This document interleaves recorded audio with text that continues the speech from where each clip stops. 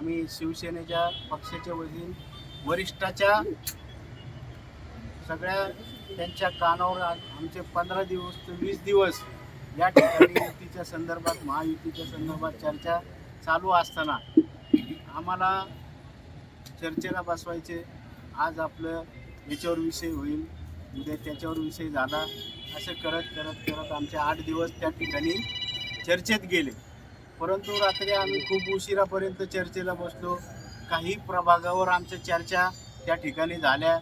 परंतु आता विद्यमान नगरसेवक आम्ही ज्यावेळेस पक्षाने त्यांचा प्रवेश करून घेतला आणि विद्यमान नगरसेवक जे आहेत त्यांना उमेदवारी देण्याचे आमचे मुख्य नेते एकनाथजी शिंदेसाहेब यांनी त्या ठिकाणी प्रामुख्याने त्यांना प्रवेश करताना त्या नगरसेवकांना सांगितलं की आपल्याला देखील उमेदवारी देण्यात येईल.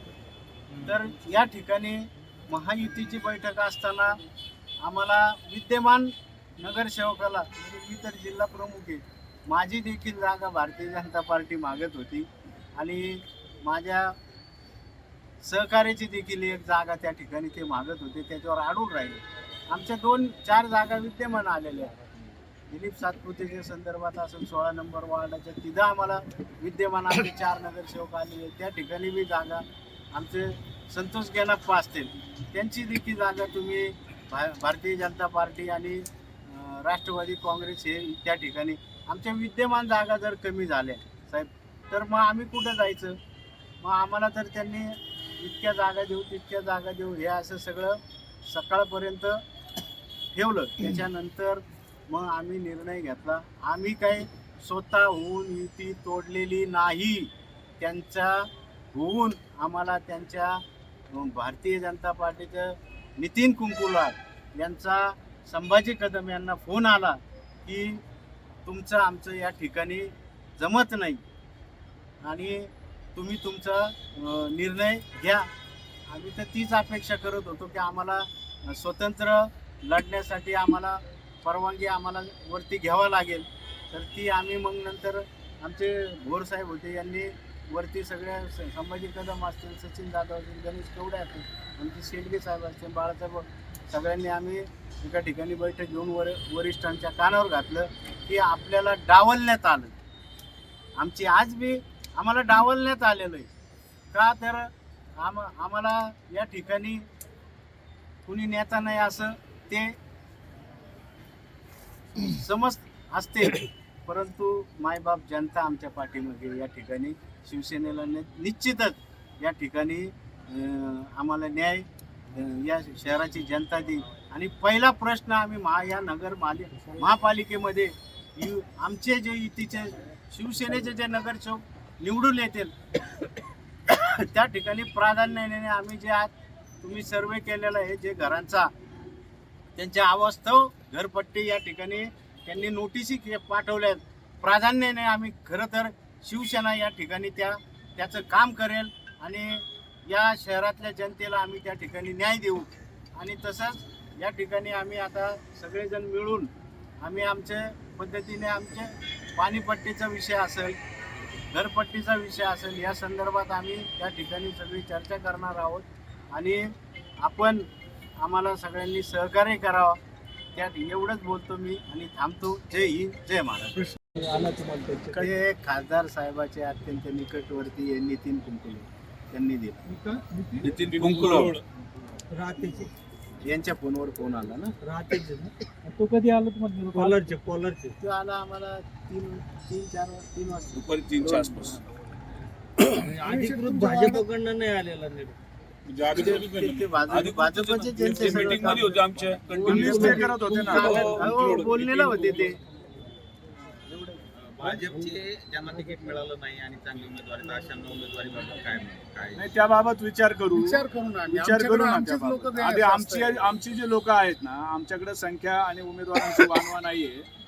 एक निश्चित समजा की या निवडणुकीत अहिल्यानगरच्या निवडणुकीत सर्वात जास्त उमेदवार उभा करणारा शिवसेना हाच पक्ष असणार. सर्वात जास्त उमेदवार हे शिवसेनेचे असणार, सर्व राजकीय पक्ष. काय नाही, केडगावच्या बी काही लोकांनी आमच्याकडं ज्या मुलाखती दिल्या त्या मुलाखतीमधून आम्ही आता सगळे कमिटी बसणार आहेत आणि ते सगळे पत्र आता छाननी करून त्याच्यातून आम्ही चांगले उमेदवार देणार. परिस्थितीत भाजपचे काही जर नाराज तुमच्याकडे आले तर त्यांना स्वीकारलं जाणार का? तुमच्या मार्फत आले तर निश्चित. आणि मी आणील तसं नाही प्रश्न. निवडणूक आहे ही. नाही आहे.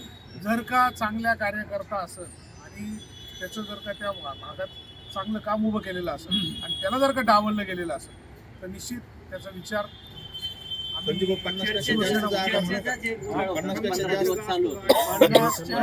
जागा हे बघा, आम्ही इलेक्टिव्ह मेरिट जे आहे हा निकष लावून आहे ना 40 ते 50 सीट हे आम्ही लढू, तसा प्रयत्न आमचा राहील. मात्र जे सीट आम्ही लढू, ज्या जागा आम्ही लढू त्या निवडून कशा येतील यासाठीचं जे मेरिट आहे ते पाहून आम्ही हा निर्णय घेणार. आमच्याकडं जवळपास 171 लोकांनी त्या ठिकाणी आम्ही डिक्लेअर केलं होतं की त्या ठिकाणी हे केलं होतं, उमेदवारी अर्ज केले होते. आताही आमच्याकडं सकाळपासून नव्हे तर आमच्याकडं 8 दिवसापासून ही उमेदवारी मागण्यासाठी कंटिन्यू पक्षातले कार्यकर्ते सगळे येऊ राहिलेत. तर त्या ठिकाणी आम्ही जसं जसं इलेक्टिव्ह मेरिट असेल तर त्या पदाधिकाऱ्याला आम्ही त्या ठिकाणी ऑलरेडी फॉर्म भरण्यासाठी सांगून टाकलं आहे. आणि ते फॉर्म भरण्यासाठी जेव्हा आम्हाला दुपारी किंवा रात्री पहाटेच आम्हाला जेव्हा लक्षात आलं की याच्यामध्ये जरा थोडंसं मागे पुढं होऊ शकतं, तर तेव्हा आम्ही पहाटे 6 वाजल्यापासून सगळ्यांना फोन करून त्या ठिकाणी फॉर्म भरण्याची तयारी करण्यासाठी सांगितलं. एक निश्चित समजा युती होईल. आमच्या जे सीट आहेत जे आम्हाला मिळतील महायुती त्याचा निर्णय शिंदे साहेब आणि पक्ष ठरवत. उमेदवार कुणी कोणावर लादायचं नाही ही पहिलेच आमची त्या ठिकाणी भूमिका होती. पण एकीकडे महाराष्ट्रात सगळीकडे युती होत असताना, महायुती होत असताना नगर शहरातल्या लोकांना देखील वाटत होतं की शिवसेना भारतीय जनता पार्टी ही नॅचरल अलायन्स आहे आणि तशी कार्यकर्त्यांची इच्छा पण होती की जरी आपल्याबरोबर राष्ट्रवादी असेल तर सामावून घेण्याची. पण आत्ताची जी काही आम्हाला बाजूला करून हे दोघांनी युती केली असेल तर ती नगरकरांना मान्य होईल. नगरकरांना सर्वसामान्याची युती किंवा शिवसेना एक हिंदुत्वाची युती जी आहे ती Shiv Sena Bharatiya Janata party natural alliance. पण ठीक आहे, आता आपण किती जागेवर उमेदवार देणार आणि आता त्याचा अभ्यास चालू आहे आणि निश्चित चांगला आकडा देऊ. निश्चित चांगला आकडा देऊ. चालू आहे आकडा आमच्या आता आम्ही देणार आहे. पेक्षा जास्त नाही, कितीपेक्षा जास्त 50च्या आसपास. तसं एक आम्ही 14 मध्ये कोण उमेदवार आपल्याकडे? 14 मध्ये आहे ना, आता उद्या समजेल.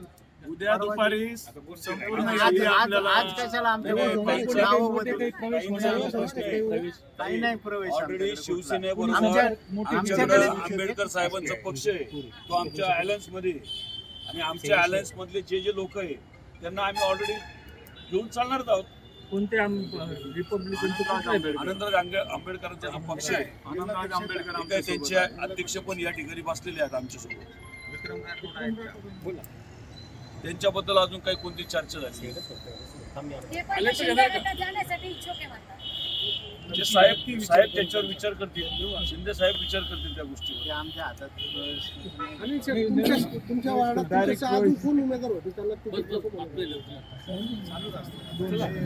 हकालपट्टी करणार.